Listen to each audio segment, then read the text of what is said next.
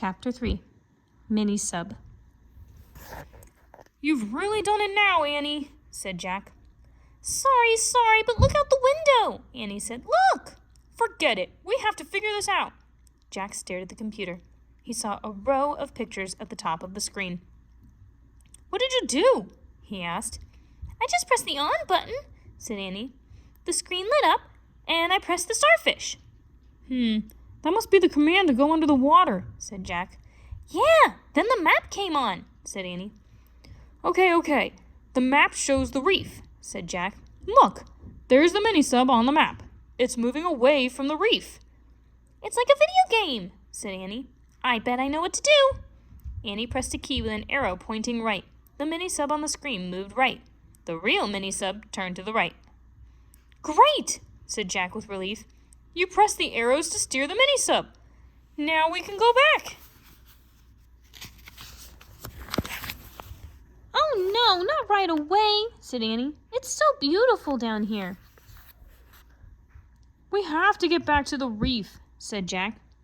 His eyes were still glued to the computer screen. "What if the owners find it gone?" "Look out the window," said Annie. "Just for one teeny second." Jack sighed. He pushed his glasses into place and looked up. "Oh man," he said softly. Outside the glass was a strange world of bright moving color. It looked like another planet.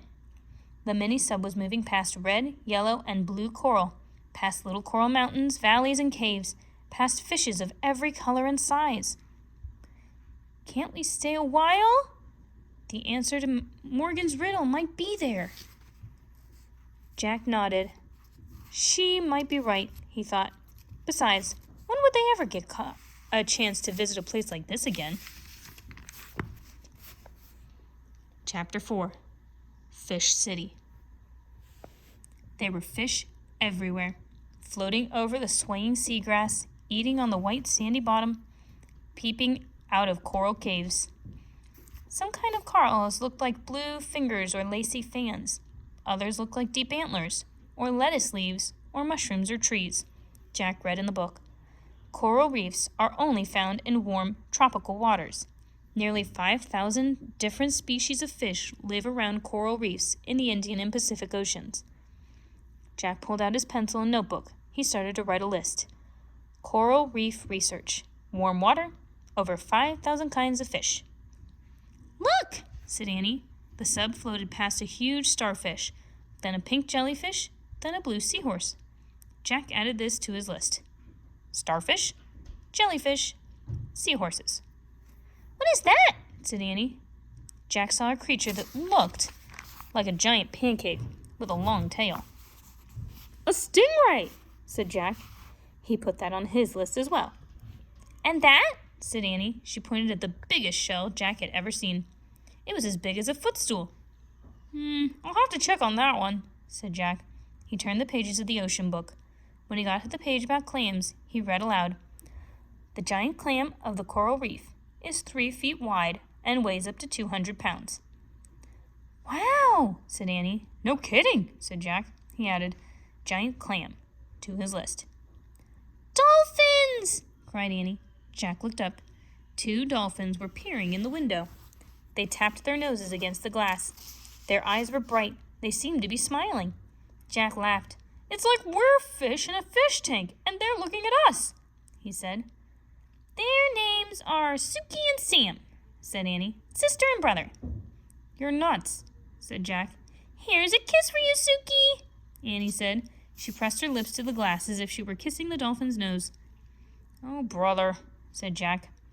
But the dolphin opened her mouth and tossed her head. She seemed to be laughing. "Hey, I know the answer to the riddle! Dolphins!" said Annie. "They're gray and plain, but they have great beauty inside." "You forgot the rough as rock part," said Jack. "Dolphin's skin looks smooth and slippery." "Oh, right," said Annie. The dolphin flipped their tails. They swam off into the light blue water.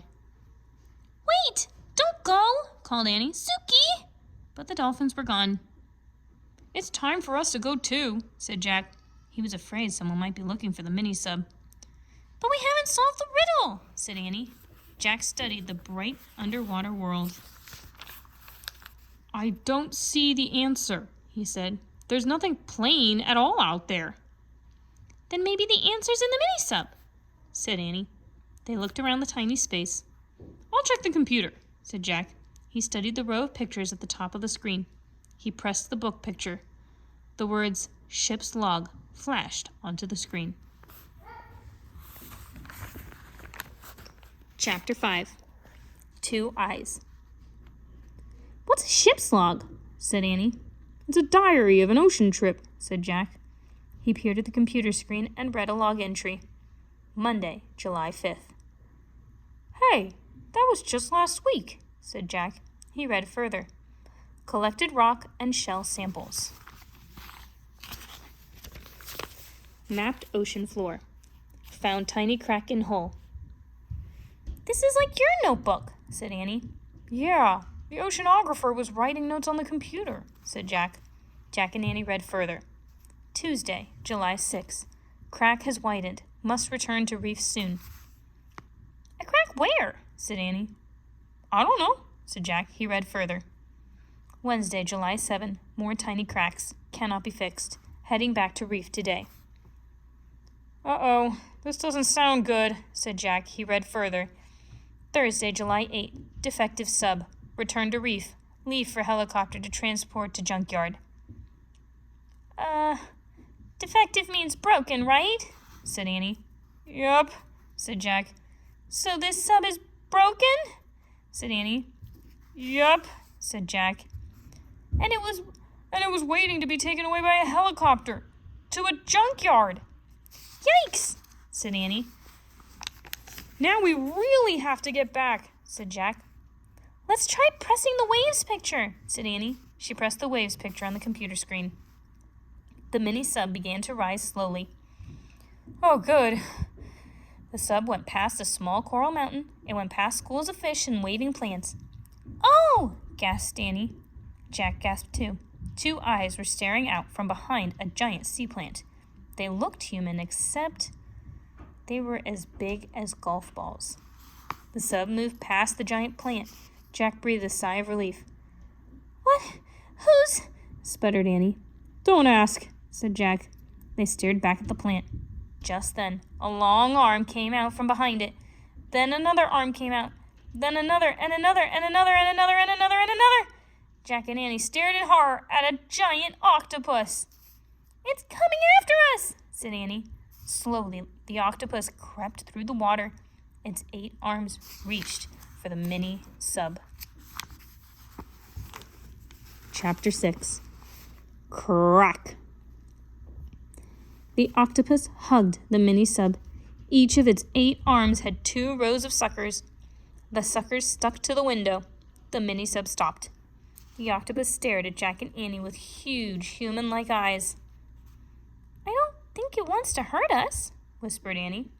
It's just curious. I'm going to research it, said Jack. His hands shook as he flipped through the pages of the ocean book. He found a picture of an octopus and read aloud. The octopus tends to be a gentle, shy creature. Sometimes, though, curiosity gets the better of it, and it comes out of hiding. Aw, see, I told you he's shy, said Annie. She yelled to the octopus. Hi, I'm Annie. He's Jack.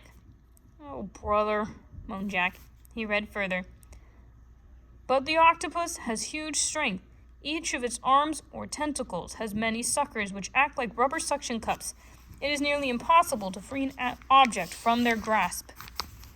Oh, great, said Jack. We'll never get rid of this thing. Just then, Jack felt a drop hit his arm. Water. He looked up at the ceiling. Uh-oh, said Annie. A thin crack along the ceiling. Smaller cracks branched out from it. Water was dripping from the cracks. We found the cracks, said Annie. The octopus better let go before the whole ceiling breaks, said Jack. Let go, please, please, Annie shouted to the octopus. The creature blinked, as if trying to understand her. Please, please, please, she shouted. Come on, Annie, it doesn't care if you're polite, said Jack. The octopus blinked at Jack. Get out of here, Jack yelled at it. Now, on, beat it, scram, go! The octopus shot a cloud of black liquid into the water and disappeared into the dark cloud. Its long tentacles trailed through the water. The mini-sub started to rise slowly again. You hurt his feelings, Annie said. I don't think so. Something bothered Jack. He looked at the ocean book. He read to himself. The octopus squirts black ink to escape its enemies. One of its main enemies is the shark. Oh no, said Jack. What's wrong? Asked Annie. Jack looked out the window. The water was growing clear again, a shadowy figure moving towards the mini-sub. What is that? Whispered Annie. The fish was way bigger than the dolphins, and it had a very weird head. Jack could feel his heart nearly stop. A hammerhead shark, he breathed. We're really in trouble now.